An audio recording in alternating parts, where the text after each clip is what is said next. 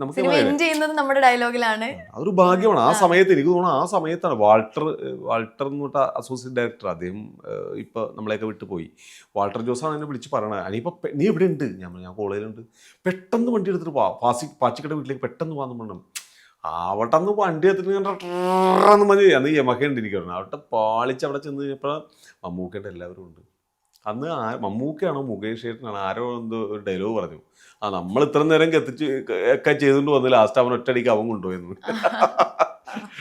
ഞാൻ നിൽക്കണ പോണാന്ന് ചോദിച്ചിട്ട്. അങ്ങനെ ഒരു മുഹൂർത്തം നല്ല, അതൊരു വലിയ ഒരു ഭാഗ്യം. ഒരു കലാകാരനെ സംബന്ധിച്ചിട്ട് കിട്ടാവുന്ന അപൂർവ ഭാഗ്യങ്ങളിൽ ഒന്നാണ് ക്രോണിക് ബാച്ചിലർ എന്നെ സംബന്ധിച്ച്.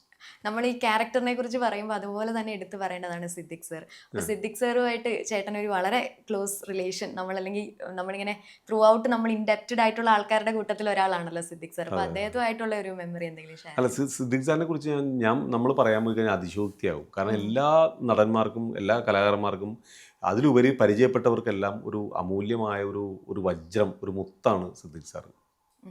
അതായത് എത്ര വിഷമം അദ്ദേഹത്തിനുണ്ടെങ്കിലും നമ്മൾ അദ്ദേഹത്തെ സമീപിക്കുമ്പോൾ ആ വിഷമങ്ങളെല്ലാം മാറ്റി വെച്ചുകൊണ്ട് നമ്മളോട് ബിഹേവ് ചെയ്യുന്ന ഒരു കലാകാരൻ. ഏത് ആർട്ടിസ്റ്റ് ചാൻസ് ചോദിച്ചാലും എല്ലാം സിദ്ദിഖ് സാർ അങ്ങനത്തെ ഒരാളാണ്. അതിന് പകരം ആരുമില്ല. ഞാൻ ഇവിടെ സാറിൻ്റെ വിയോഗം അറിഞ്ഞപ്പോൾ ഞാൻ എൻ്റെ മനസ്സിൽ പറഞ്ഞൊരു കാര്യമുണ്ട്. എൻ്റെ മനസ്സിൽ ഞാൻ വിചാരിച്ചു, എന്തിന് എന്നെപ്പോലുള്ള ആൾക്കാരെയൊക്കെ അങ്ങ് എടുത്താൽ പോരെ, എന്തിനാണ് ഇനി എന്തൊക്കെ സംഭാവനകൾ മലയാള സിനിമയിൽ ഇല്ലേ, നമ്മളെയൊക്കെ പൊട്ടിച്ചിരിപ്പിച്ച സിനിമകളല്ലേ, എത്ര പടങ്ങൾ.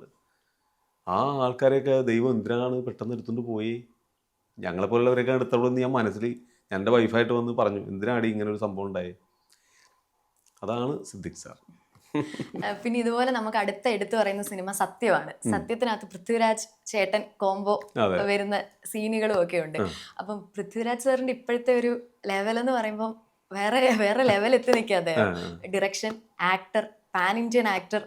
അപ്പൊ പൃഥ്വിരാജ് സാറിനെ പിന്നെ കണ്ടിട്ടുണ്ടോ, സംസാരിച്ചിട്ടോ? പൃഥ്വിരാജിനെ പിന്നെ അതിനുശേഷം കണ്ടിട്ട് അതൊരു വലിയൊരു സംഭവം തന്നെയാണ്. കണ്ടിട്ടില്ല. കാരണം സത്യം സിനിമയിൽ ഞാൻ ജോയിൻ ചെയ്യണത് അന്ന് എന്തോ അതും ഏതൊരു വലിയ ആർട്ടിസ്റ്റ് ചെയ്യേണ്ട ഒരു ക്യാരക്ടറാണ്. അപ്പോൾ പെട്ടെന്നാണ് എന്നെ വിളിച്ചിട്ട് ഇങ്ങനെ പറഞ്ഞ, ആൻഡോ ജോസഫ് വിളിച്ചിട്ട് പറഞ്ഞാൽ ഇപ്പം എവിടെയുണ്ട്? ഞാൻ പറഞ്ഞു, ഞാൻ അതൊന്ന് വിനയേട്ടനെ വന്ന് കാണണം, എൻ്റെ സ്ഥലത്തുണ്ട്, ഞാൻ വന്ന് കാണണം. അങ്ങനെ സത്യത്തിൽ ജോയിൻ ചെയ്യണത്. അവിടെ ചെന്ന് പൃഥ്വിരാജ് ഞങ്ങൾ സംസാരിച്ചു. ഭയങ്കര നല്ല കമ്പനി, നല്ല കുറേ ദിവസം, ഒരു 10-30 ദിവസം വിനയ സാറിൻ്റെ കൂടെ ഞാൻ എൻജോയ് ചെയ്തൊരു സിനിമയാണ് സത്യം. പൃഥ്വിരാജ് സാർ നല്ല കമ്പനി ആയിരുന്നു. എങ്ങനെയായിരുന്നു? പിന്നെ എനിക്ക് രാജുവിൻ്റെ ഒരു പ്രത്യേകത എന്ന് വെച്ചാൽ, രാജുവിൻ്റെ ഉള്ളിൽ നന്മയുള്ള ആളാണ്.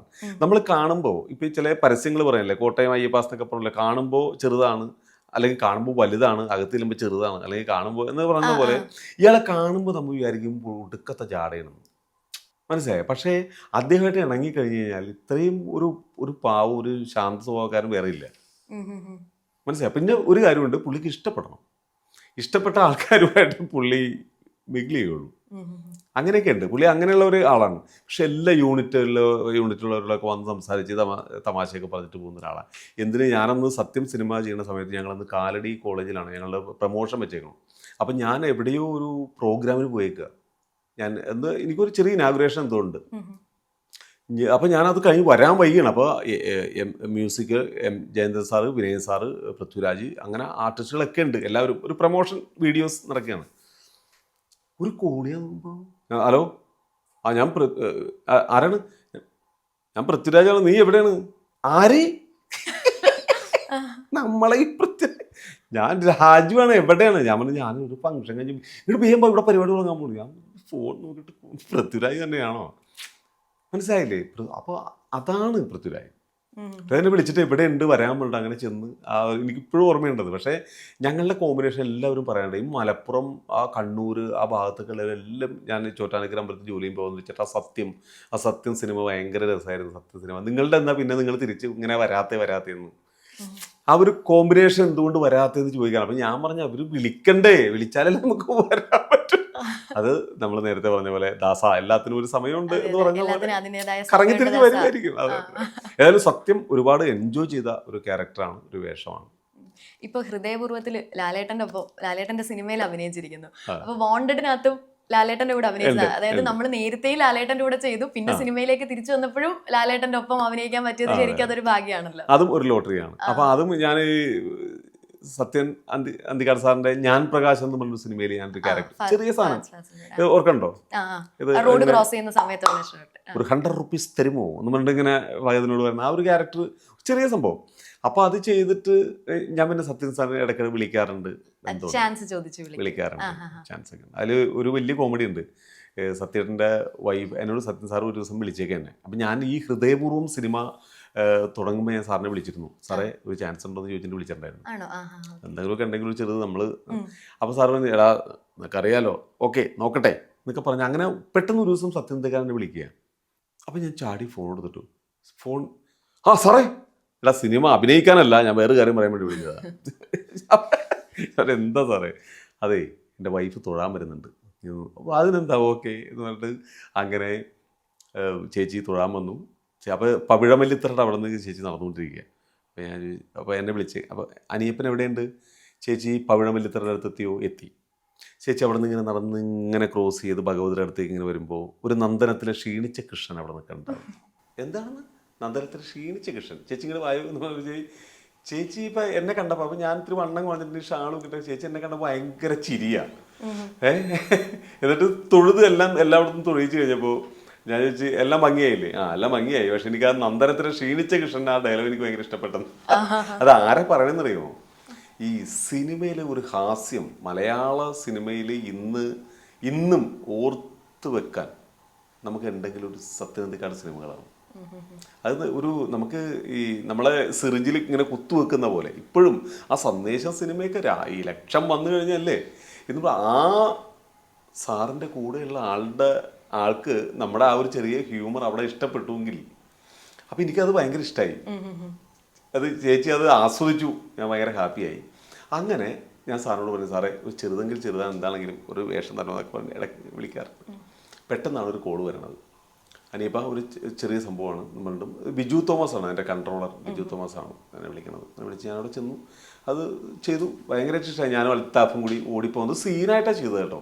ഓടിപ്പോയിട്ട് ഞാൻ അവനെ ഇങ്ങനെ തൊപ്പി കൊണ്ട് എറിയണം, തിരിച്ച് അദ്ദേഹം വേണ്ട ജാമ്യമില്ലാത്ത വകുപ്പാണ് എന്ന് പറയുമ്പോൾ അയാൾ കുനിയുമ്പോഴേക്കും ഞാൻ എൻ്റെ അയ്യോ എന്ന് പറഞ്ഞ് ഓടണം.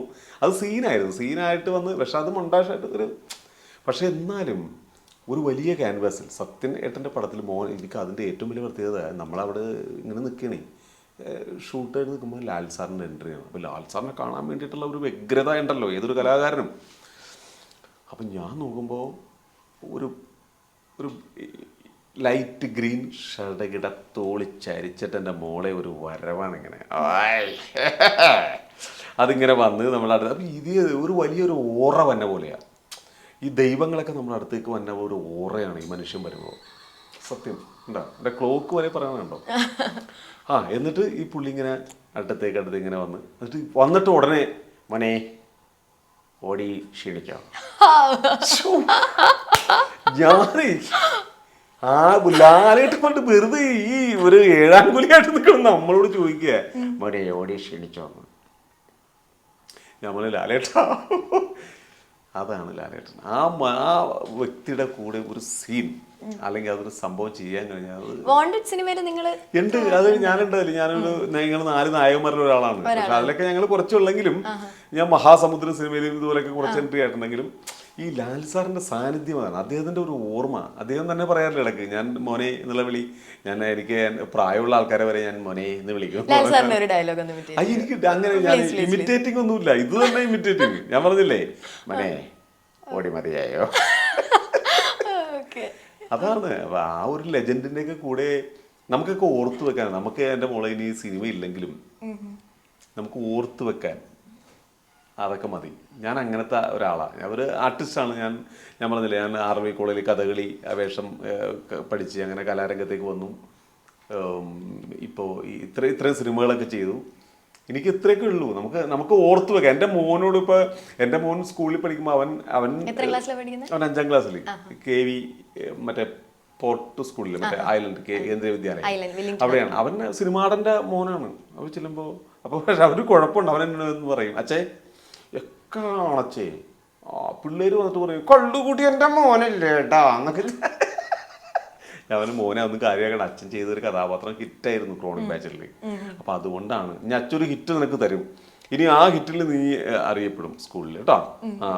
കുഴപ്പമില്ല ചേ, എന്നാലും എല്ലാവരും പറയും അച്ഛൻ്റെ പടമുണ്ട്, അച്ഛൻ്റെ പടം ഇന്നതാണെന്നൊക്കെ പറയുമ്പോൾ ഞാൻ പറഞ്ഞു ഇത്രയും മതി സന്തോഷം.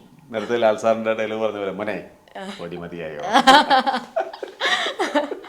ഓക്കെ, അപ്പോൾ ചേട്ടാ വേറെ നമ്മൾ ചേട്ടൻ്റെ അടുത്ത ഫിലിമോഗ്രഫിയിൽ ഒരു സിനിമ എടുക്കാന്നുണ്ടെങ്കിൽ ലാൽ ജോസ് സാറിന്റെ കൂടെ രസികൻ ലാൽ ജോസ് ദിലീപേട്ടൻ കോംബോ വരെയാണ്. അപ്പൊ ദളവാത്തെരുവ് ആ സെറ്റ്, അപ്പൊ അതിന്റെ എന്തെങ്കിലും ഒരു മെമ്മറി നമ്മളോട് ഷെയർ ചെയ്യാം, അതിലേക്ക് എങ്ങനെ എത്തിപ്പെട്ടു ആ സിനിമയിലേക്ക്? അതും ഇത് ഭയങ്കര രസകരമായിട്ട് സംഭവമാണ്. അത് പെട്ടെന്ന് ഒരു കോള് വരികയാണ്, ഏസൻ ഇളംകുളം വിളിച്ചിട്ട് ഇങ്ങനെ ഒരു സിനിമയുടെ കാര്യം പറഞ്ഞു, ഇങ്ങനെ ലാൽ ജോസ് സാറിനെ ചെന്ന് കണ്ടു, അതിൽ വന്നു. പക്ഷെ ഭയങ്കര രസമായിരുന്നു ആ ഒരു ലൊക്കേഷൻ, ദളവാത്തെരുവ്. അതായത് നമ്മുടെ കലൂര് മണപ്പാട്ടി പറമ്പില്ലേ, അവിടെയാണ് ആ ലൊക്കേഷൻ സെറ്റ് ഇട്ടത്. പൊണ്ണു ഒരു 10-30 ദിവസം ദിലീപേട്ടൻ്റെ കൂടെ നല്ല രസമായിരുന്നു. അതായത് ഒരു ഹ്യൂമർ, അതായത് വെറുതെ ഇരിക്കുമ്പോൾ പോലും തമാശ പറയുന്ന ഒരാൾ, നമ്മളെ ചിരിപ്പിച്ചിട്ട് ഇദ്ദേഹം ഒഴിഞ്ഞു മാറും. ഡയറക്ടറിൽ നിന്ന് ചീത്ത കിട്ടണം നമുക്കാ. അതിപ്പോൾ ഒരു സീൻ എടുക്കാൻ വേണം, ആർട്ടിസ്റ്റ് റെഡി, ഓക്കെ. അപ്പൊ ഈ ആർട്ടിസ്റ്റ് റെഡി എന്നൊക്കെ പറഞ്ഞ് നമ്മൾ ഷോട്ട് പ്ലാൻ ചെയ്യുന്ന സമയത്ത് ഇദ്ദേഹം എന്തെങ്കിലും സാധനം പറയും, ആരും ദിലീപേട്ടൻ. അപ്പൊ നമ്മൾ കണ്ണുകൊണ്ട് ചിരിക്കുമ്പോഴേക്കും പുള്ളി ചിരിക്കുകയില്ല, ചീത്ത കിട്ടണം നമുക്കും. അതായത് ഒരു ഫുൾ ടൈം ഹ്യൂമർ ആയിട്ടുള്ളൊരു മനുഷ്യനാണ് ദിലീപേട്ടൻ. മറക്കാൻ പറ്റില്ല, ജീവിതത്തിൽ ഒരിക്കലും മറക്കാൻ പറ്റാത്ത ഒരാൾ. അതായത് എനിക്ക് ഓർത്തു വെക്കാൻ ഒരു കാര്യം കൂടിയുണ്ട്. ഞാൻ അന്ന് തൃപ്പൂണിത്തുറ വാടകയ്ക്ക് താമസിക്കുക. വാടകയ്ക്ക് റെന്റ് കൊടുക്കാനായിട്ട് എൻ്റെ കയ്യിൽ ഇല്ല അന്ന്. അപ്പോൾ ഓണറെ വിളിച്ചിട്ട് എനിക്ക് അനിയപ്പോൾ റെന്റ് ഇപ്പോൾ കഴിഞ്ഞിട്ട് ടൈം കഴിഞ്ഞല്ലോ. അപ്പോൾ ഈ ദിലീപേട്ടൻ ഇപ്പുറത്ത് മേക്കപ്പ് ചെയ്തുകൊണ്ടിരിക്കണം, എനിക്കറിയില്ലായിരുന്നു. അപ്പം ഞാനിപ്പുറത്ത് ഫോൺ എടുത്തിട്ട് ചേട്ടാ അത് തരാം ചേട്ടാ, ഇപ്പം എനിക്ക് കിട്ടിയിട്ടില്ല പൈസ, അതുകൊണ്ട് കുറച്ച് ഡിലേ ഉണ്ടാവും. ഞാൻ എത്തിക്കാം, അത് പ്രശ്നമില്ല, okay no problem, okay. Shoot കഴിയാൻ നേരത്ത് ദിലീപേട്ടൻ കുറച്ച് പൈസ എൻ്റെ പോക്കറ്റ് കൊണ്ടുവന്ന് തരിക, അല്ല വാടക കൊടുക്കണം. അപ്പോൾ അത് എനിക്കും ദിലീപേട്ടൻ അറിയാവുന്ന കാര്യം കേട്ടോ. വേറെ ഒരു മനുഷ്യൻ ദിലീപേട്ടൻ കേട്ട് കഴിഞ്ഞാൽ നീ എന്തിനാണെന്ന് പറയണമെന്നൊക്കെ ചോദിക്കും. പക്ഷെ അദ്ദേഹത്തിന് കുറേ നന്മകളുണ്ട്, നല്ല മനുഷ്യനാണ്, നന്മകളുണ്ട്. പിന്നെ മനുഷ്യന്റെ കാര്യമല്ലേ, എല്ലാവർക്കും ഓരോരോ പ്രശ്നം. അങ്ങനെ ഞാൻ ഒരുപാട് എൻജോയ് ചെയ്ത സിനിമയാണ് രസികൻ. ഇപ്പോഴും ആൾക്കാർ ജാങ്കോ ഞാൻ പെട്ടു എന്നൊക്കെ സന്തോഷമാണ് അത് കേൾക്കുന്നത്. നമ്മള് അതിങ്ങനെ ഉപയോഗിക്കുന്നതാണല്ലോ, എന്തെങ്കിലുമൊക്കെ പ്രശ്നം പറ്റുമ്പോ നമ്മൾ ഫ്രണ്ട്സിന്റെ ഇടയ്ക്ക് പറയും ജാങ്കോ പെട്ടു. അങ്ങനെയല്ല, എടാ നീ അറിഞ്ഞാ ഞാൻ പെട്ടു, ജാങ്കോ നീ അറിഞ്ഞാ ഞാൻ പെട്ടു.